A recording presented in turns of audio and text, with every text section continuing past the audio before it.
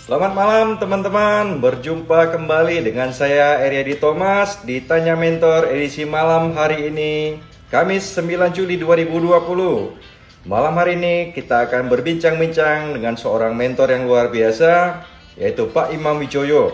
Dan malam hari ini topiknya sungguh sangat menarik, yaitu 7 karakter pemimpin sukses. Kita akan membahas bersama-sama dengan beliau. Beliau adalah seorang trainer, seorang pendidik, sekaligus penulis dan juga konsultan. Beliau adalah mentor yang sangat humble, yang saya sangat hormati. Pak Imam Wijoyo ada di Surabaya, juga adalah seorang ketua atau chairman dari Indonesia Winning Institute. Baik, malam hari ini kita akan bersama-sama berbincang-bincang dengan beliau mengenai leadership. Beliau sungguh sangat memahami dan sangat berpengalaman mengenai leadership. Kita akan membahas yaitu 7 karakter pemimpin yang sukses. Oke teman-teman, kita tunggu Pak Imam Wijoyo akan segera hadir di tengah-tengah kita. Ya, ini sudah hadir. Selamat malam semua yang sudah bergabung. Kita akan langsung panggil Wijoyo. Ya, malam semua yang sudah hadir. Kita akan berbincang-bincang dengan Pak Imam Wijoyo malam hari ini. Sebentar, kita akan terhubung dengan Pak Imam.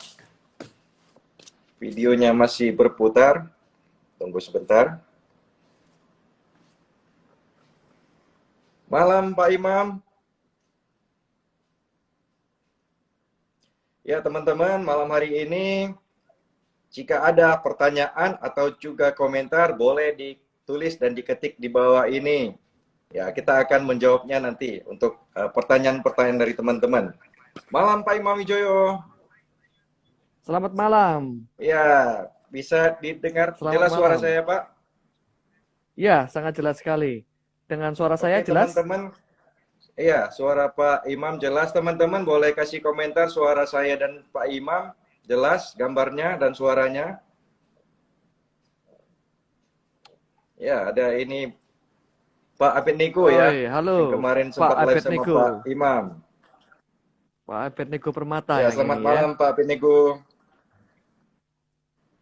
Baik Pak Imam, malam hari ini Yes, yes. topiknya sangat menarik, yaitu 7 karakter pemimpin sukses, gitu Pak. Pak, Ya, ini kan di dalam kepemimpinan itu Pak, itu ya, selalu pemimpin itu memiliki karakter yang kuat Pak ya. iya, iya, iya, Iya Pak. Nah, di antara iya, begitu iya. banyak pemimpin-pemimpin yang sukses Pak, pasti ada Mhm. kemiripan atau kesamaan daripada karakter-karakter mereka Pak.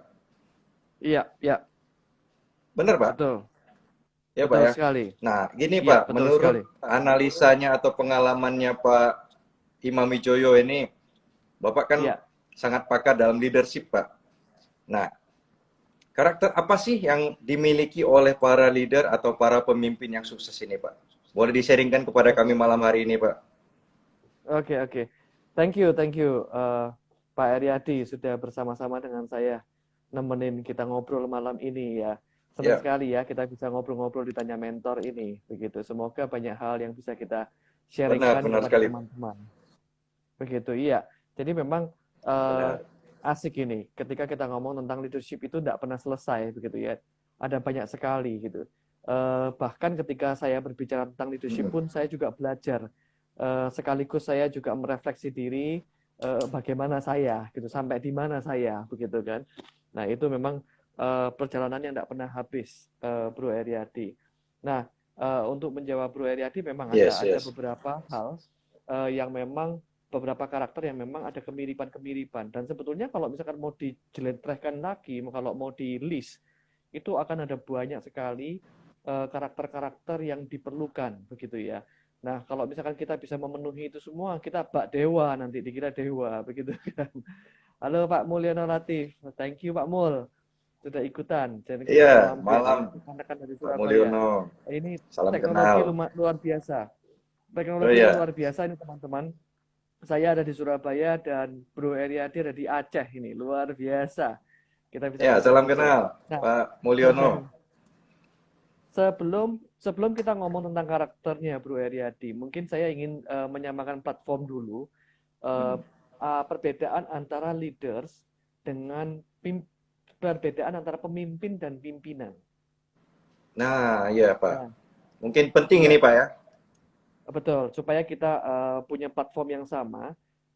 Karena begini, karena ketika kita ngomong pimpinan, itu belum tentu seorang pemimpin. Yes, Tetapi yes. seorang pemimpin itu belum tentu jadi pimpinan. Karena seperti Guru Aryadi mungkin tahu, ada sebuah buku Robin Sharma pernah menuliskan Leaders with No Title. Maaf Pak, koneksinya video berputar Pak. Koneksi saya agak agak ini ya. Iya, oke oke. Oh, Lanjut Pak. oke oke. Sudah, sudah. Oh, sudah ya. Oke oke. Iya, oke. Nah, ada sebuah buku Robin Sharma mengatakan Leaders with No Title. Hmm. Kepemimpinan tanpa posisi gitu ya. Jadi apa maksudnya di sini? Nah, ketika kita ngomong tentang pemimpin, kita ngomong belum tentu dia adalah seorang pimpinan. Bedanya apa? Seorang pimpinan itu pasti biasanya sudah ada jabatannya. Baik itu Iya. seorang bos, atasan, baik itu seorang manajer, baik itu seorang yang sedang menjabat di pemerintahan dan lain sebagainya, itu menjadi pimpinan.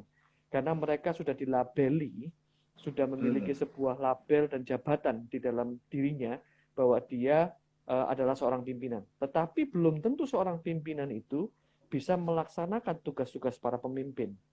Bisa jadi Hmm. gayanya mereka masih bossy, begitu kan? Bisa jadi Yes, yes. gaya mereka masih terlalu pasif. Bisa jadi gaya mereka tidak sesuai dengan pemimpin yang diharapkan. Berbeda dengan seorang pemimpin, Bro Eriadi. Ketika seorang pemimpin itu belum tentu jabatannya tinggi. Bisa jadi ada pemimpin-pemimpin yang tanpa jabatan, tetapi geraknya beliau begitu luar biasa di masyarakat. Begitu Hmm. ya. Ini Yes, yes, luar yes. biasa. Semacam kalau kita ngomong Mother Teresa misalkan. Hmm. Beliau bukan seorang pimpinan, tetapi kita bisa melihat beliau adalah seorang pemimpin di dalam gerakannya, begitu kan. Nah, Iya, iya. bukan pimpinan formal. Nah, ini perlu dibedakan dulu, Bro Ediati, agar kita menjadi jelas pemisahnya bagaimana. Karena banyak orang merasa bahwa ketika mereka sudah dijabatkan sebagai seorang pemimpin, mereka adalah jabatan sebagai seorang pimpinan, mereka sudah menganggap dirinya seorang pemimpin gitu. Padahal belum. Nah, Pak, nanti baru kita ngomong, kok belum? Maka kita baru ngomong tentang apa karakter-karakter daripada seorang pemimpin yang sukses, begitu kan? Nah, Nah, menarik, menarik. eh, iya. Nah, dengan begitu kita masuk ke dalam karakter yang pertama, Bro Eriadi. Saya Oke, saya oke. mencoba untuk merangkum, Bro Eriadi. Merangkum 7 karakter ini menjadi supaya gampang menjadi sebuah akronim begitu. Akronimnya leaders, begitu kan? Leaders, Pak. LEADERS, begitu kan? Oke, boleh saya sambil catat, Pak ya? Silakan, silakan, silakan. Nah, leaders itu yang pertama adalah L yang pertama adalah learner. Dan, Learner. mm, Bahwa seorang leader itu perlu menjadi seorang pembelajar. Begitu kan? Ada sebuah quote yang menarik. Readers, pembaca buku, readers mm. belum tentu seorang leader. Oh, Tetapi seorang leader itu biasanya readers, pembaca buku, begitu ya. Seorang pembaca buku belum tentu mm, seorang leader, tetapi seorang leader itu biasanya membaca buku, begitu. Nah, mengapa banyak orang, Bro Eriadi, yang saya temui itu menganggap bahwa pembelajaran itu hanya sebatas kuliah. Ketika mereka kuliah, sekolah, di dalam kelas-kelas, akhirnya dia merasa dia belajar. Tetapi setelah dia lulus, gitu kan, S1, S2, S3, S4, S5, sampai S10 sekarang Samsung ya. Saya ngomong tentang ini ya, merek ya, saya nyebut merek, sorry, sorry. Nah, ketika ngomong disensor tentang Pak Tut gitu. Nah, ketika kita ngomong begitu, orang langsung menganggap sudah selesai, saya sudah selesai sekolah, begitu kan.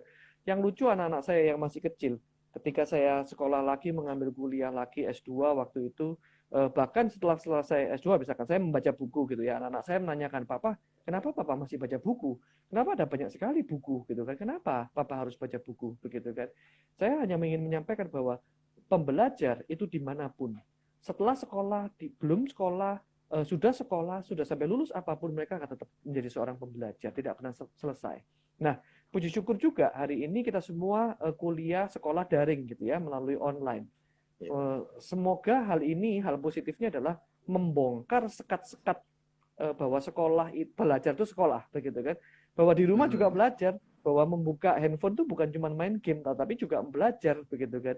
Membuka laptop Benar. itu bukan mainan, tetapi juga belajar. Nah, semoga sekat-sekat ini menjadi terbuka, begitu ya. Nah, hal-hal seperti itu. Jadi seorang leader itu yang pertama adalah pembelajar. Mari kita melihat misalkan seorang semacam Steve Jobs, begitu kan, semacam Bill Gates. Mereka belajar. Belajar itu belum tentu tidak harus dari buku saja, tetapi juga belajar dari orang lain. Misalkan saya ketika ngobrol-ngobrol dengan Bro Eriadi, pasti ada banyak hal yang sudah bisa saya pelajari dari Anda, begitu kan. Ketemu dengan orang itu juga kita bisa belajar, begitu. Nah, itu Benar. yang pertama, Bro Eriadi, bahwa seorang Yes. leaders itu perlu menjadi seorang learner, tidak pernah stop. Ada Pembelajar, Pak ya. seorang betul, tim saya pernah mengatakan, "Pak, belajar itu bukan waktunya kerja, Pak. Kerja itu kerja, jangan belajar," begitu ya. Saya mengatakan, "Tidak." Waduh, ada Bro John Alan ini. Thank you, Iya, Bro ada John Pak Alan sudah Jonalan. hadir. Selamat malam, Pak. Selamat malam.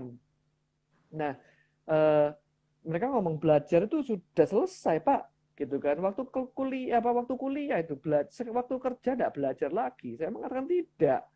Ketika kita Iya. membuat kesalahan, kita harus belajar dari kesalahan kan begitu. Nah, Benar, benar. sikap jiwa pembelajar itu perlu terus kita kita perlu kita pupuk begitu.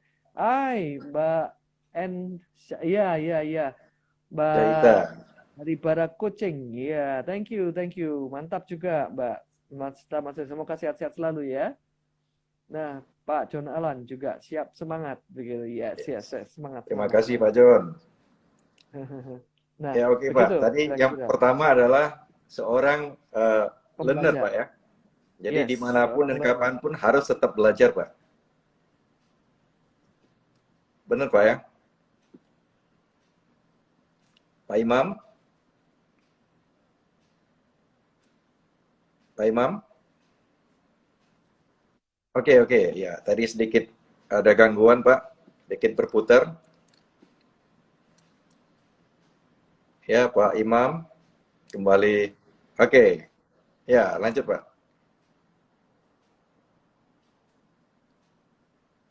Halo, Bro Suripen dan teman-teman lain. Sebentar, ada sedikit gangguan. Gambarnya terus berputar-putar.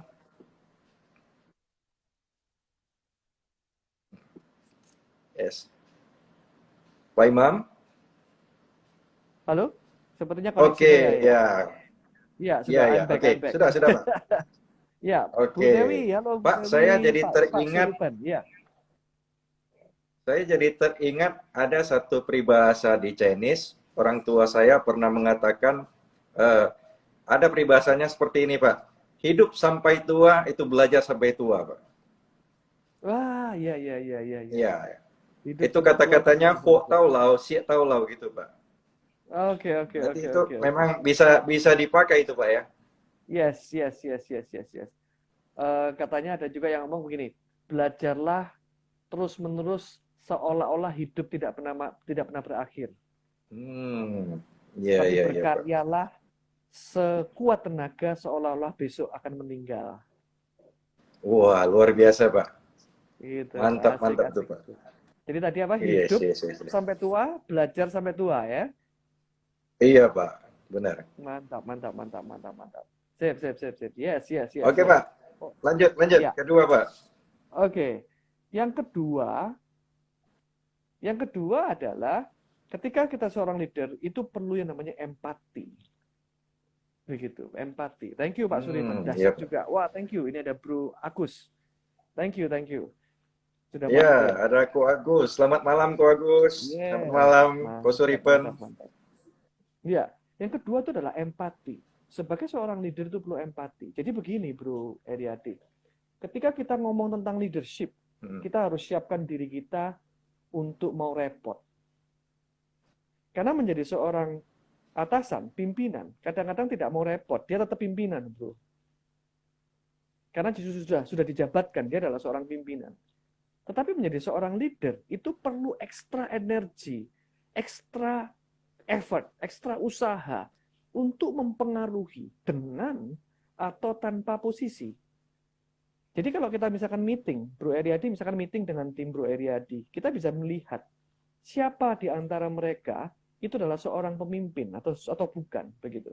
Mereka yang berani mulai memberikan ide-ide yang konstruktif misalkan, bukan ide-ide yang ngawur. Mereka yang mulai berani memberikan pertanggungjawaban bagi atasannya. Wah, dari situ mulai kelihatan Bro Eriadi bahwa orang-orang tim-tim Anda ini ada potensi-potensi kepemimpinan begitu.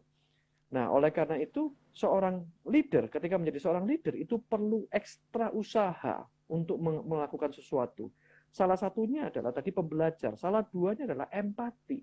Seorang leader perlu untuk memiliki empati. Betapa tidak?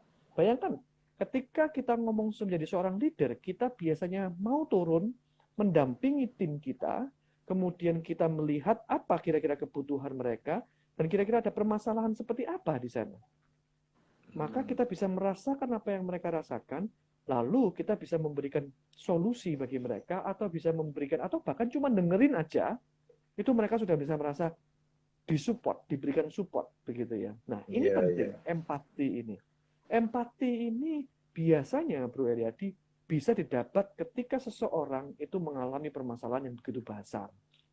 Jadi, Bro Eriadi, kalau kita ngomong pada para viewers ini, kalau Anda sekarang sedang mengalami hal-hal yang tidak enak, sampai di dalam titik darah Anda penghabisan, kita perlu bersyukur. Karena seringkali empati itu timbul dari kesulitan. Empati itu sering timbul dari kesulitan. Ketika kita benar-benar di posisi yang paling bawah, kita menjadi mengerti orang-orang di bawah itu sulitnya seperti apa. Kita menjadi mengerti orang-orang yang kita pimpin itu rasanya seperti apa. Kita menjadi mengerti kesulitan-kesulitan di bawah itu seperti apa. Sehingga ketika kita memimpin, kita jadi mengerti, iya ya, saya dulu juga pernah mengalami itu. Nah, itu penting sekali. Empati.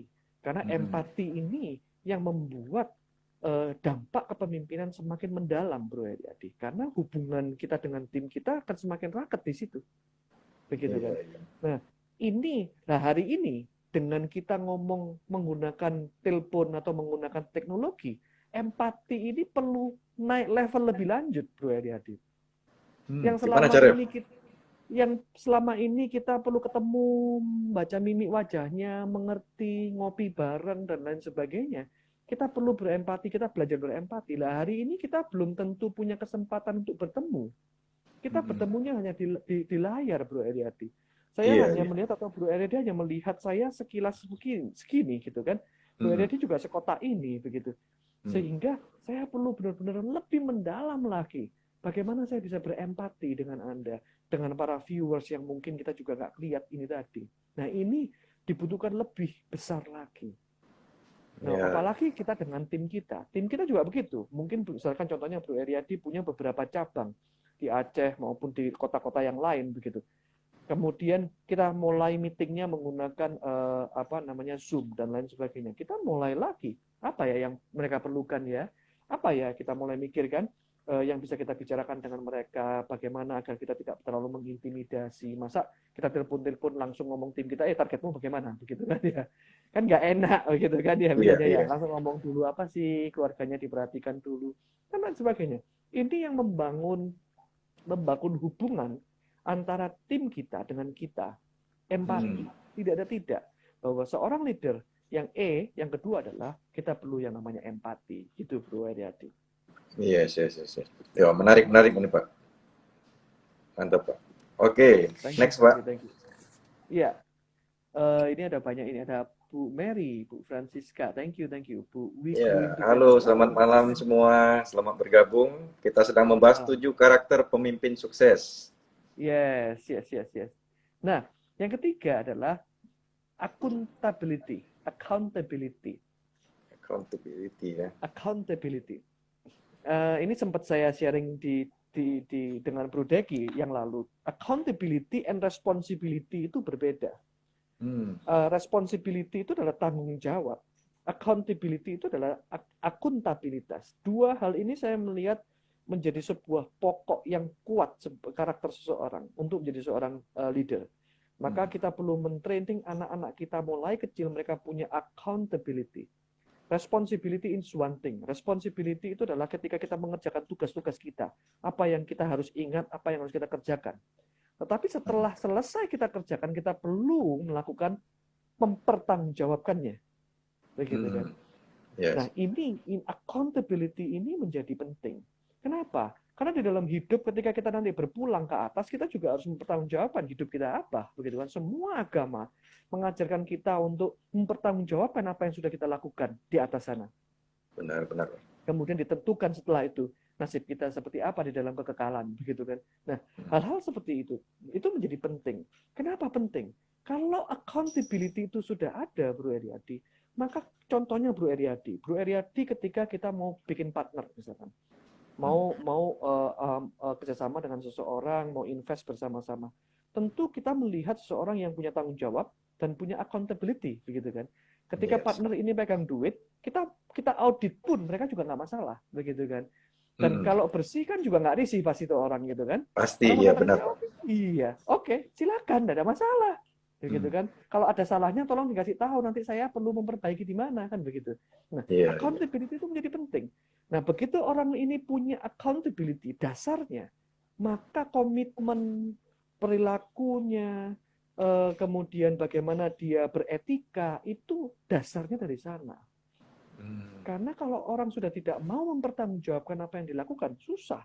Contohnya lagi, kita punya kepala cabang di luar kota. Ketika kita datangin atau mereka diminta untuk memberikan pertanggungjawaban, mereka nggak mau begitu. Sudahlah Pak, jangan khawatir, beres urusannya, beres. Kan jadi masalah begitu kan. Justru makin curiga Pak ya. Betul. Ada yang menarik Bro Eriadi yang mengatakan begini, power tends to corrupt. Kekuasaan cenderung korupsi.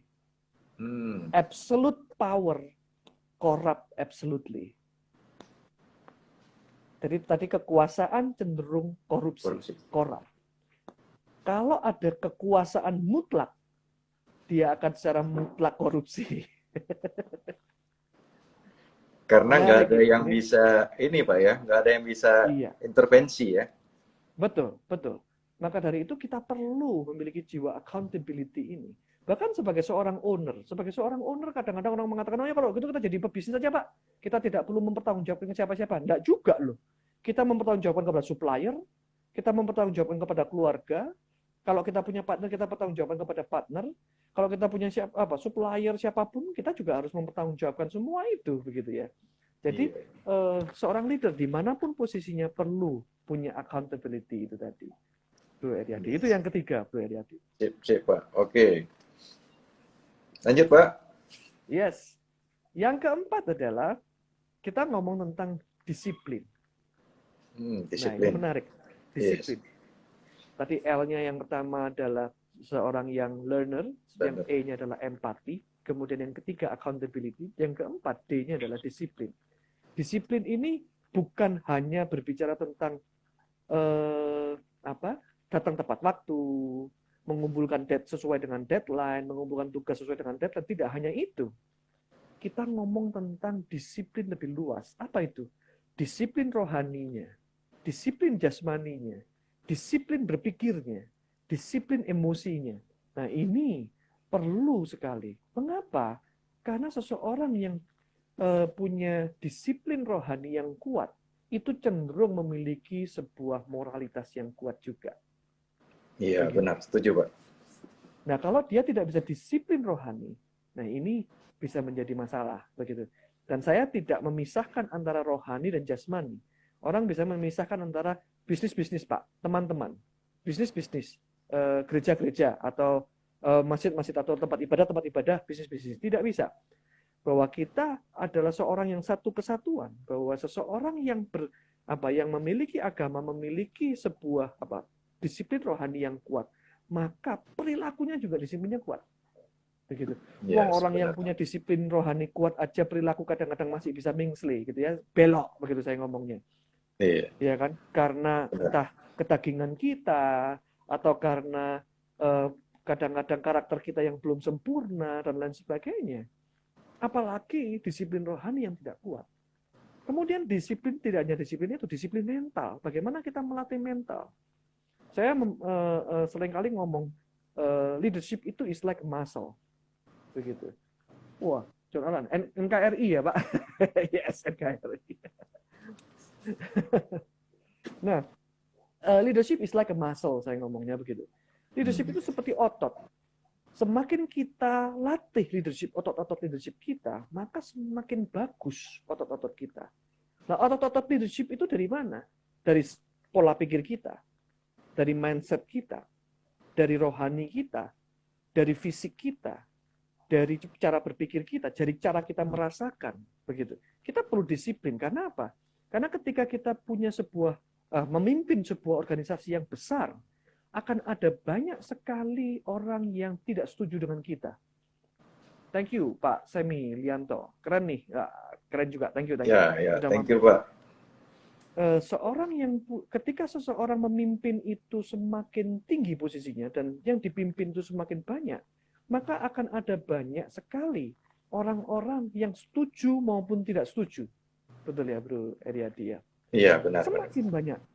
Nah, ketika disiplin emosinya tidak kuat, dia tidak pernah melatih emosinya, maka ketika ada orang-orang yang tidak setuju, dia akan marah dengan begitu rupa. Dia mungkin bisa berlaku seperti yang tidak seharusnya. Akhirnya dia mengatakan akhirnya dia berlaku atau berperilaku bertindak tidak bijaksana. Sebagai seorang leader kita perlu tahu bahwa ada orang yang tidak akan suka dengan kita, bahkan haters kita, ada orang yang setuju dengan kita, ada orang yang cinta mati dengan kita, bahkan berani mati untuk kita, begitu kan? Tetapi ada yang tidak. Nah, kita perlu siapkan itu, dan kita perlu tahu bahwa kita memiliki satu disiplin yang kuat terhadap diri kita, sehingga kita tetap center, gitu ya, tetap center di tengah, tidak bergoyang-goyang. Maka dari itu kita perlu latih. Disiplin melatih diri, disiplin belajar, disiplin berpola pikir yang sehat, disiplin berhubungan dengan sehat, disiplin untuk berempati, disiplin untuk menghadapi hal-hal yang tidak enak, dan lain sebagainya. Begitu, Bro Eriadi. Yes. Wah, menarik nih, Pak. Mantap ini. Memang kita harus Bro Eriadi. Nah, kenapa? Memang kita harus disiplin, Pak ya. Disiplin bukan hanya tentang, mungkin selama ini orang berpikir disiplin itu masalah waktu saja, Pak. Betul. Harus on time, tapi sebenarnya memang itu salah satunya gitu, Pak. Tapi di samping itu sebenarnya disiplin rohani dan disiplin jasmani juga sangat penting gitu, Pak ya. Betul. Disiplin lebih luas lagi, tidak hanya ngomong tentang on time dan mengerjakan sesuatu sesuai dengan targetnya. Tetapi kita Pak, ini apakah bisa dikategorikan orang yang tidak disiplin dengan waktu, Pak? Sudah hampir bisa dikatakan rohaninya mungkin kurang disiplin juga gitu, Pak.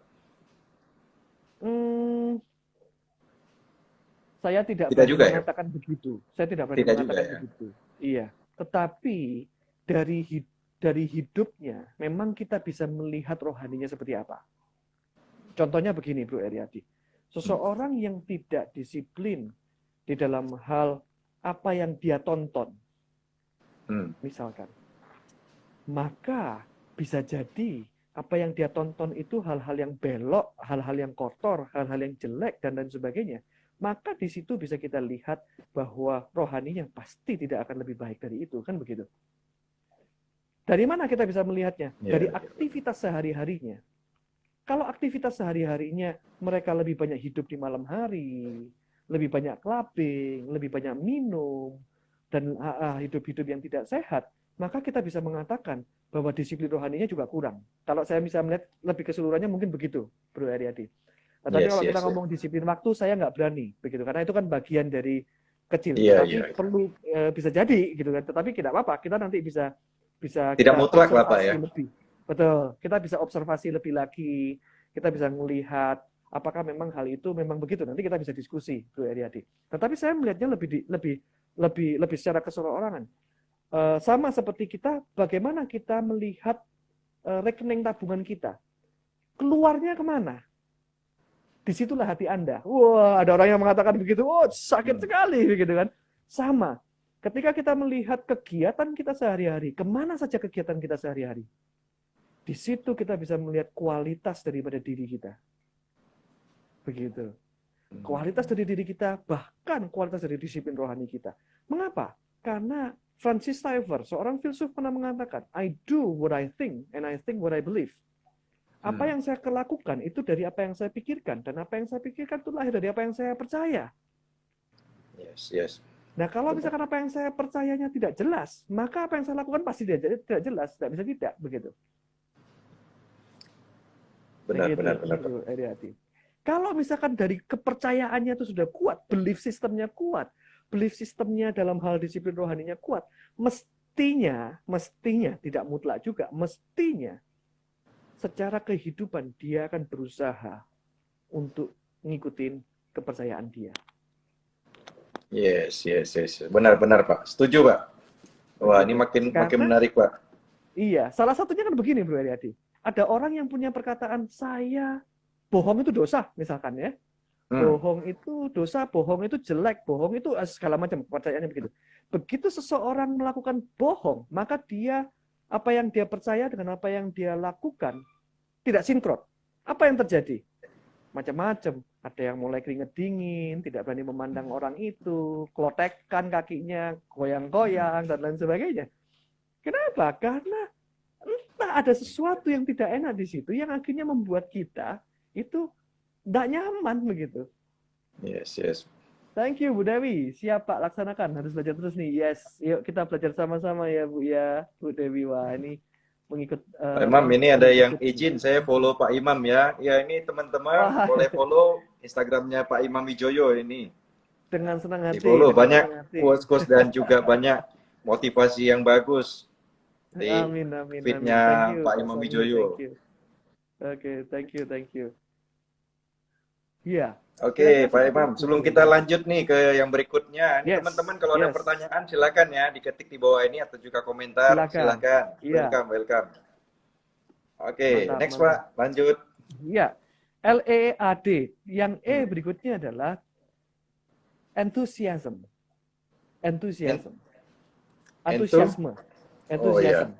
Iya. Pak John Allen ini sempat ngomong, itu settingan belief system ya Pak Imam namanya. Yes. Setting atau belief system setting atau kita perlu reset. Resetting. Iya, thank you Bro John Allen.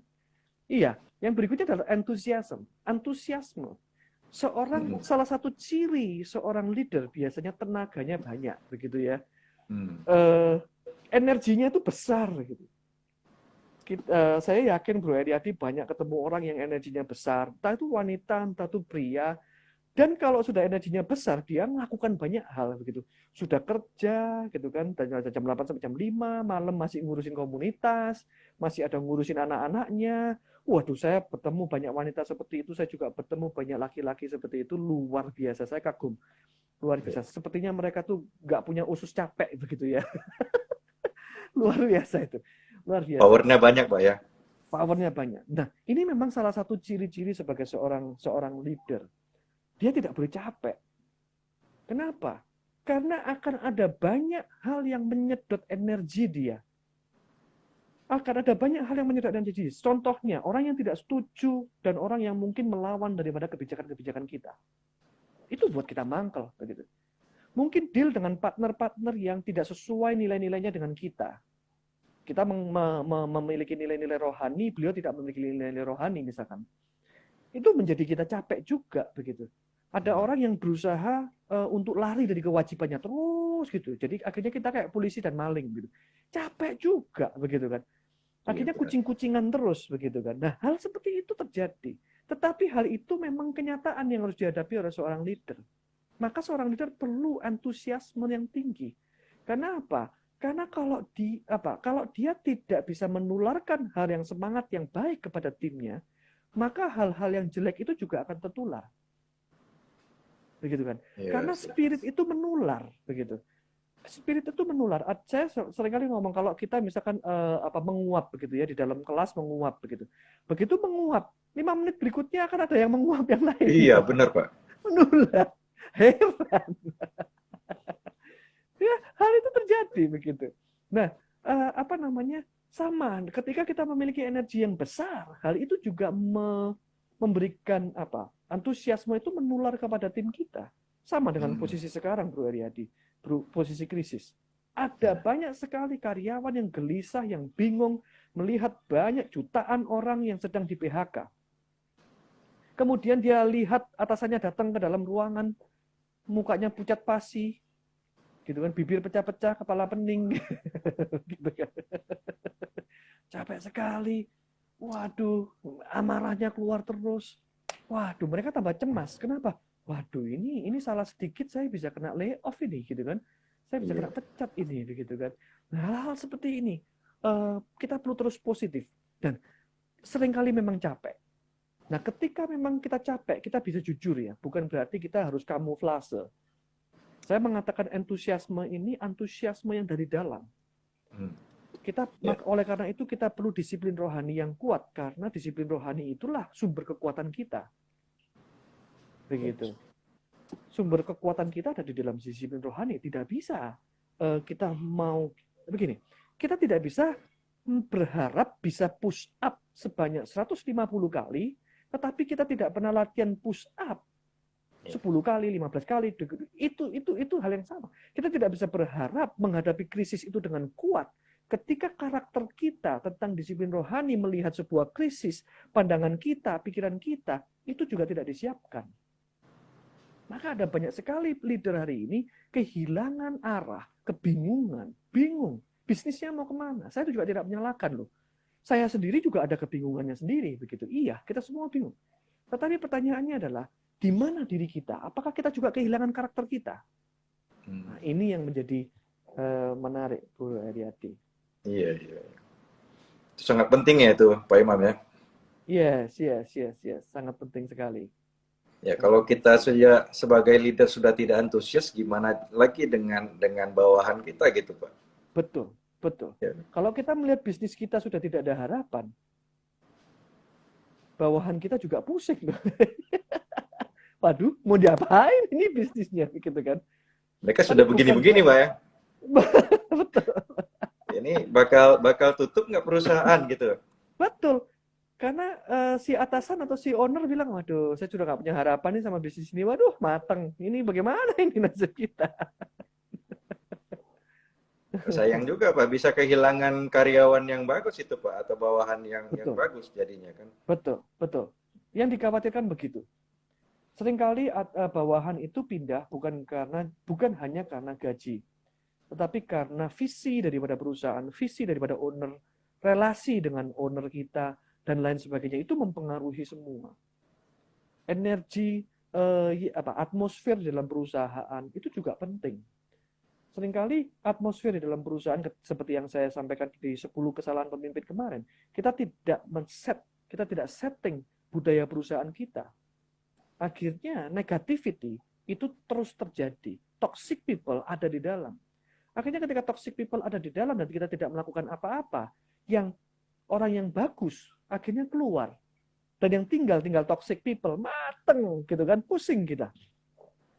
Gawat itu Pak. Gawat itu, betul, gawat itu. Kita tinggal lihat aja nanti.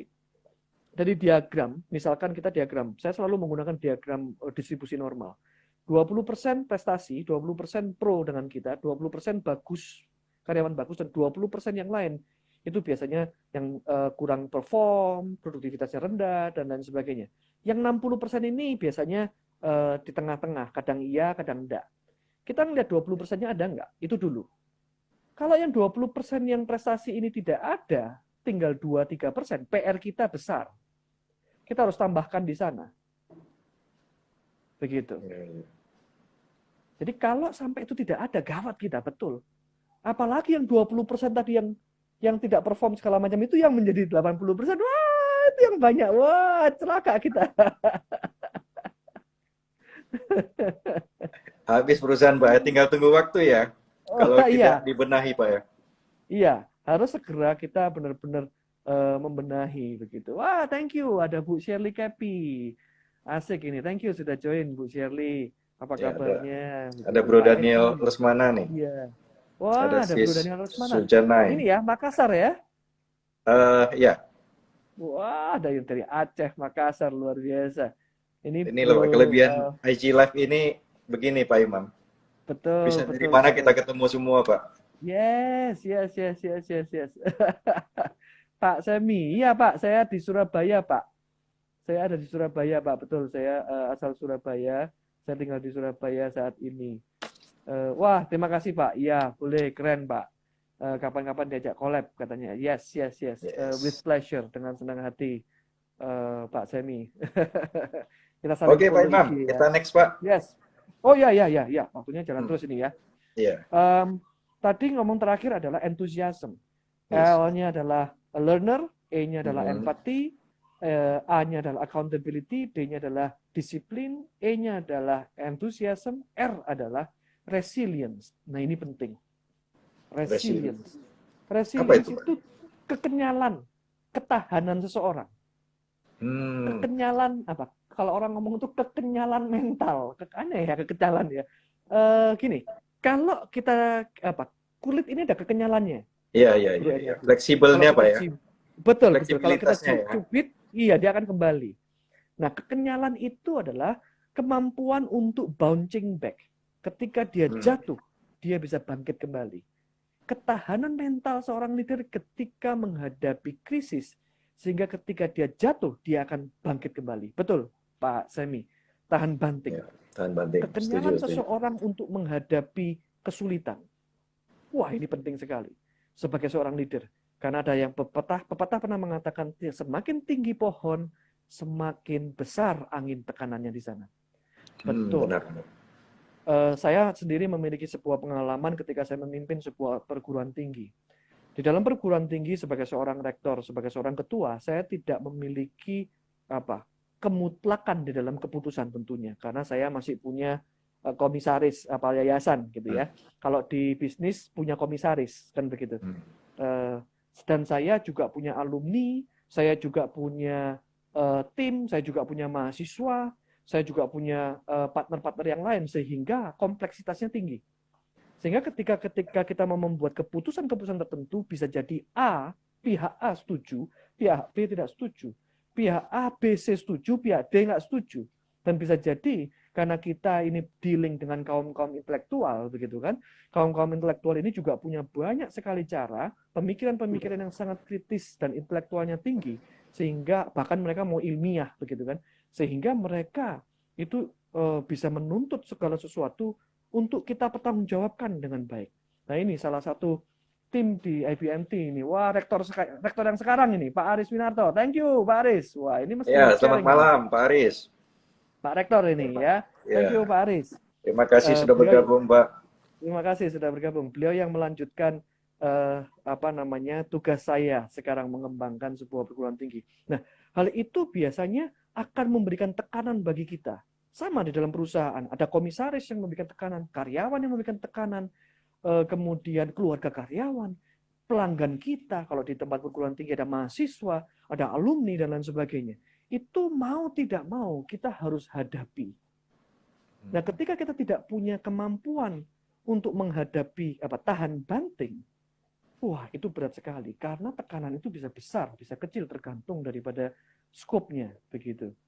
Yes, yes, yes. Nah ini penting.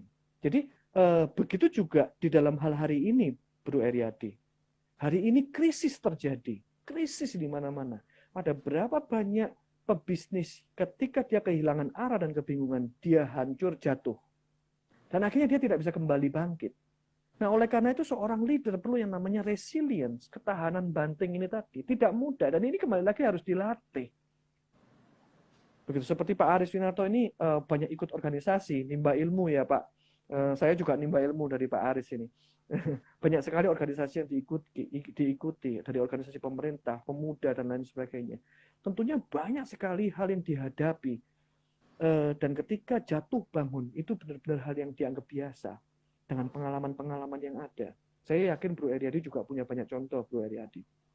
Benar, Pak. Ketika punya bisnis juga begitu, kadang-kadang jatuh, harus bangun lagi, jatuh lagi, bangun lagi. Aduh, kadang-kadang di umur usia-usia tertentu merasa capek ya, Bro Eriadi ya. Benar, Pak. Tetapi ternyata ada yang mengatakan ini tidak boleh capek. Begitu, aduh, begitu ya. Harus Itulah tetap penting. berjalan, Pak. Harus tetap naik. Betul, betul. Karena ketika kita capek, berhenti, disitulah selesai sudah. Ya. Disitulah selesai. Ada Jimmy ini, Hong Sui Sen. Wah, mahasiswa Wah, saya, alumni ya. saya ini. Thank you, Jim. Sudah datang. Halo, selamat malam. Ya, nah, hal-hal seperti itu. Resilience menjadi penting. Saya selalu mengatakan ini. Oleh karena itu, kadang-kadang ketika saya menjadi seorang dosen, mahasiswa tidak suka sama saya, Bro Eriadi, karena saya biasanya kasih proyek yang agak banyak begitu. Mengapa? Saya selalu mengatakan kepada mereka, ketika Anda menjadi seorang leader, Anda tidak bisa berkompromi dengan tugas-tugas yang diberikan oleh atasan Anda atau oleh supplier Anda. Tanggung jawab enggak pernah selesai. Anda harus siap mulai sejak muda. Nah, seringkali kita, termasuk saya lah Bro Eriadi, saya lahir dari keluarga cukup begitu.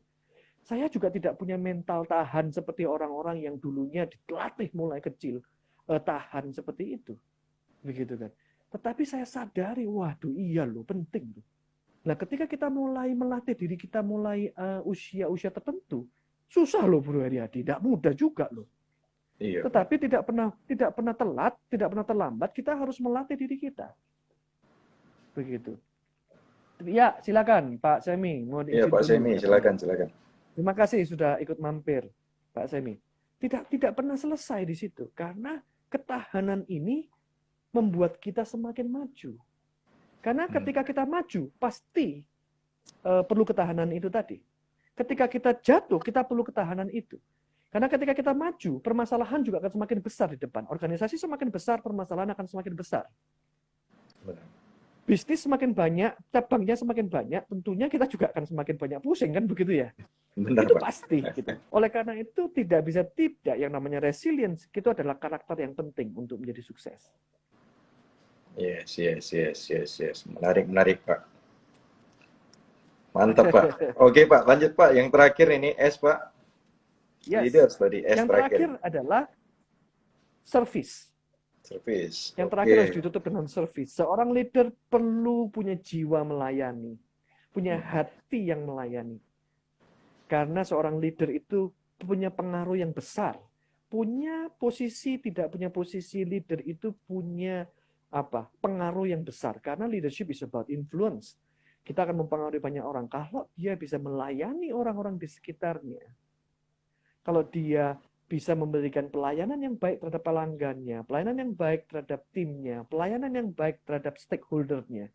Wow, indah sekali gitu leaders ini tadi.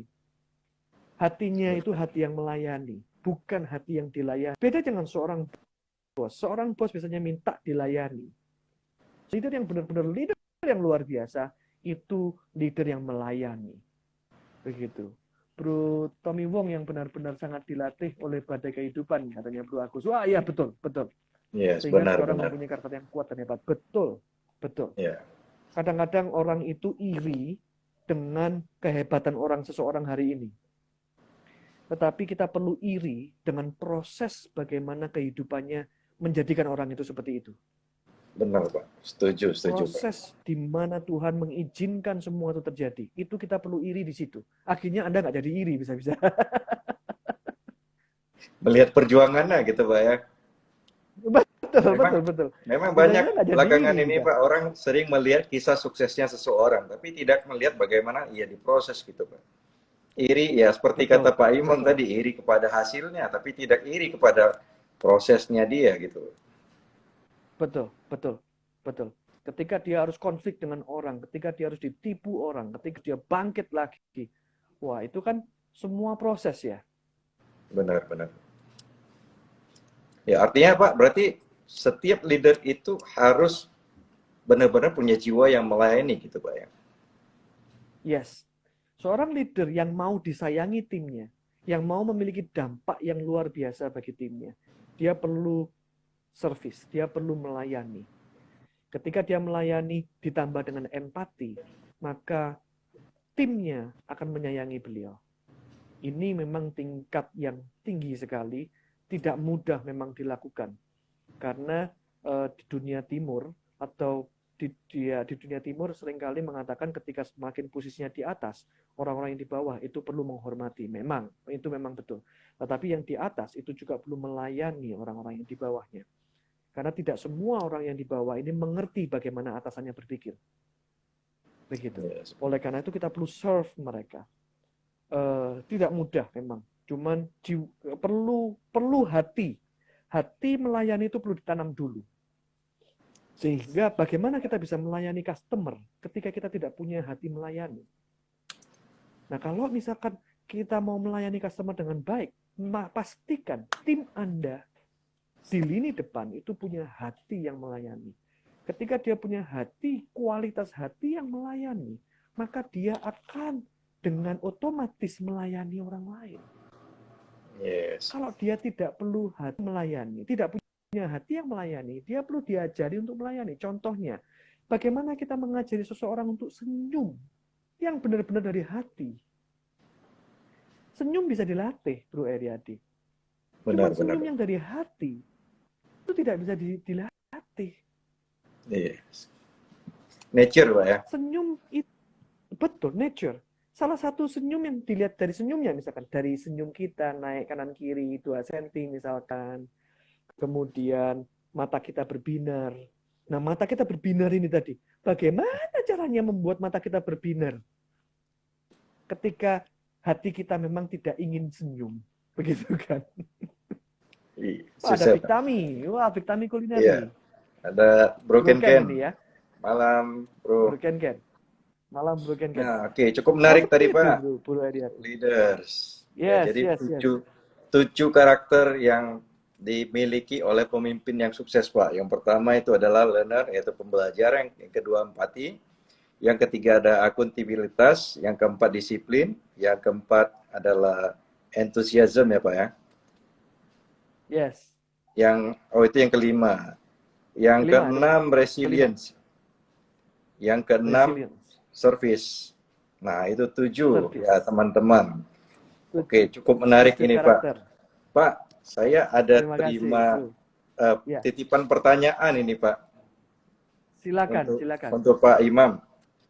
Ini Pak, ada teman yang bertanya, apakah yang menyebabkan seorang pemimpin kurang dihargai dalam timnya, Pak? Oke. Sebetulnya banyak hal, bisa jadi banyak hal. Salah satu, salah duanya, begitu. Apa yang dikatakan tidak sesuai dengan apa yang dilakukan. Akhirnya bisa kehilangan respect. Begitu. Integritasnya, Pak ya? Akhirnya dia tidak komit. Iya, integritasnya dipertanyakan, misalkan. Sehingga orang-orang percumalah atasan ini ngomong. Begitu, itu satu. Atau yang kedua, moralitasnya jatuh. Begitu kan. Kena moralitasnya dan lain sebagainya. Corruption dan lain sebagainya. Nah, ini juga bisa membuat seseorang leader tidak dihargai lagi. Kemudian tidak kompeten, bisa jadi. Tidak kompeten. Tidak kompeten ini bisa jadi dia tidak bisa menjalin hubungan dengan timnya, atau dia tidak bisa memimpin, atau dia juga tidak bisa melakukan pekerjaannya dengan baik, atau tiga-tiganya. Sehingga bawahannya tidak bisa respect kepada atasannya. Saya pernah mengalami hal itu, tim saya pernah mengatakan, tim saya itu tidak respect dengan saya, Pak. Tolong bikin tim saya respect dengan saya. Saya pernah mengatakan, saya akan upayakan itu, tetapi Anda perlu tahu bahwa respect itu datang dari Anda. Saya tidak bisa menanamkan respect bagi orang lain ketika dirinya tidak bisa direspect, kan begitu. Respect itu dari mana? Respect itu dari bisa jadi dari integritasnya, dari kualitas pekerjaannya, dari kemampuan kompetensinya, begitu kan. Nah, hal ini yang mendukung seseorang menjadi respect kepada seorang atasannya. Punya hati atau tidak, begitu kan. Nah, hal ini Bro Eriadi, semoga dapat menjawab. Oke. Pak, berarti artinya jika mengalami hal demikian, kita perlu introspeksi diri kita gitu Pak ya. Dengan ketiga hal tadi ya. Yes, Apakah kita yes, memang yes. integritas kita itu bisa kita pertanggungjawabkan? Yang kedua adalah tadi apa? Kompetensi, Kompetensinya, kompeten. Dan yang ya, ketiga tadi moralitasnya, prioritasnya Pak. Nah, begitu kita harus benar-benar moralitasnya, cek diri kita gitu Pak ya. Dan ya, itu harus ya, kita benahi Pak. ya, betul, betul. Dan itu butuh waktu. Yes, yes, yes, yes. Yang penting Dan itu pertama butuh adalah waktu. menerima dulu Pak. Sebenarnya ada kekurangan di sana itu Pak ya. Betul, betul, betul. Menerima dulu. Yes. Yes, yes. Nah, berarti memang, Wah, nah ada Pak kembali Pak, Wirawan Teja misalnya, ini, seorang ahli juga ini, seorang expert. Thank you, Pak Wirawan Teja sudah oh ya, mampir. thank you, malam ya. Pak, ini kira-kira Ya, tinggal ya, ada bagaimana? 3 menit lagi Pak. Eh, Mungkin Ya, closing statement atau mungkin misalnya ketujuh tadi yang harus dimiliki oleh pemimpin yang mau sukses Pak. Seandainya tidak dimiliki, apa yang harus kita lakukan gitu? oke. Seperti tadi, leadership itu seperti otot. Mari, mulai hari ini, apapun kondisi Anda, pun posisi Anda, kita mulai melatih otot-otot kepemimpinan kita. Dengan dimulai dari karakter dasar pemimpin tadi, yaitu dari 7 tadi, baik itu dari learner, empathy, accountability, disiplin, enthusiasm, resilience, dan service. Begitu. Dari sana kita akan memulai untuk membangun otot-otot kepemimpinan kita. Dan leadership itu masalah perjalanan. Semoga perjalanan Anda perjalanan yang bermakna. Yes, mantap, mantap, mantap. Ya, terima kasih banget Pak Imam malam hari ini udah Terima berbagi kasih dengan kita juga. semua, juga teman-teman yang hadir, terima Terima kasih juga. kasih. Teman-teman jangan Ya, lupa adik. follow IG-nya Pak Imam Wijoyo. Beliau adalah chairman Thank you, dari thank you. Indonesia IW Winning Institute. Institute. Teman-teman bisa lihat di feed-nya banyak hal-hal yang memotivasi kita. Oke teman-teman, terima kasih semua. Pak Imam sekali lagi terima kasih buat sharing malam hari ini. Ditanya Terima kasih. mentor. Terima Sampai kasih. ketemu kembali Pak Imam, teman-teman semua. Sampai ketemu. Selamat Thank you, thank you. malam. Selamat malam.